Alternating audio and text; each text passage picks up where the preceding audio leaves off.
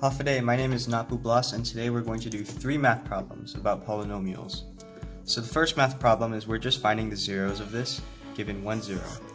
So we're going to use something called synthetic substitution, where we just take these numbers, the numbers next to the variables, the letters, the coefficients, and then we're going to put them down here.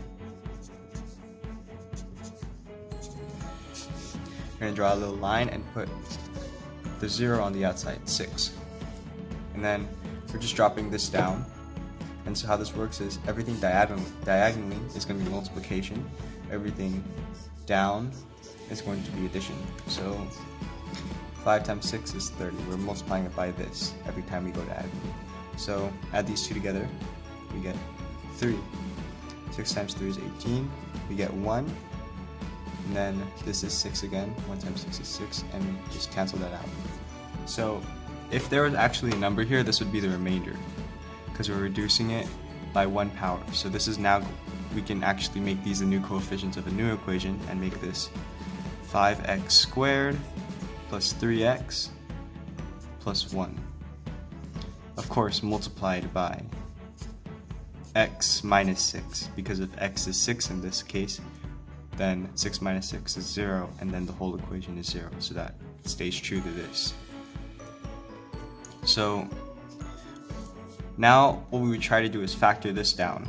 So 5 times 1 is 5. We're going to multiply the a and the c and then make it add up to b. But the thing is, 5 times 1 is 5. And 5 is a prime number. It can't be multiplied, or it can't be, doesn't have any factors besides 5 and 1. And 5 and 1 don't add up to 3. So if we actually look at a graph of this, it's a cubic equation, so it's like this, and it's positive. And so it's possible that it only hits the x-axis one time, right here. And so in that case, 6 is our only solution, our only 0. So that's the answer, 6 is the only 0. Moving on to the next problem. We have volume and we have this equation here. And we have these two values. We just got to find the third, the length. So volume is length times width times height. We have width and height.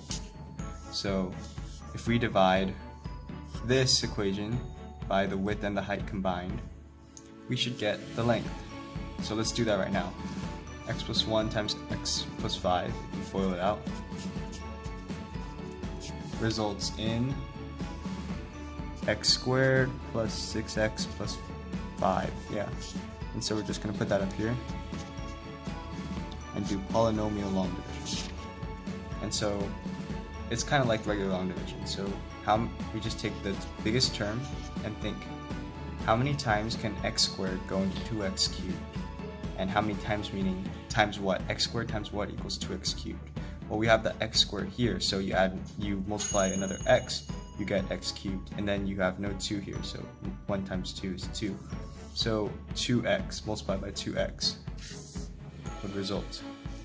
And so 2x, we have to line it up with the correct base and exponent, so the right power. So 2x goes here, and then we just multiply it by everything in this equation. So 2x cubed, 12x squared, and 10x. And then we change the sign by making it negative. So everything here is actually negative. So this gets crossed out. And then 5x squared is 30x is 25. And then you do it again with this here at the time. And how many times can x squared go into 5x squared? And that's 5 times. And then you can multiply the 5 by this and get 5x squared plus 30x plus 25, and then subtract it and get 0 remainder. And then we have our quotient on the top, our end result. So 2x plus 5 is the answer. It's the length. So you multiply these 3, you get this. And so that's our answer. 2x plus 5 is the length. This is 2x plus 5. And then lastly, we have a very easy problem here. Find the points of intersection. So the graph's actually pretty good and to scale, so we don't actually need to find the points of intersection. We already know this is 1, so we can say 1, 4, because this is at 4. And then it looks like there's another point of intersection here, so that looks like it's about 5, right? I'm sure if you plug it in, you'll get that answer. You'll verify it, but we don't need to do that. 5 and 8, so 5 and 8 is another point of intersection. And then it doesn't go down that far, but it looks like there's going to be another one here. But they don't look like they're quite touching yet, but we know it's going to be -1, since it only makes sense. So we're just going to estimate it's -10, and if you do the work and you actually plug it into both of these equations, you'll find out that at -1, if x is -1, y will be -10. And so that's the answer. That's all 3 problems solved. And that's pretty much it.